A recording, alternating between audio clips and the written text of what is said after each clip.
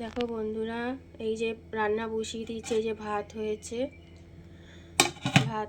আর এই যে কড়াতে তেল বসিয়েছি। এই যে আমুদি মাছটা একটু ঝাল করব আর কিছুটা রাখবো পকোড়ার মতন করে। মানে এটা একটা নতুন ধরনের জিনিস করছি। এটা দেখি কীরকম লাগে আজকে খেয়ে।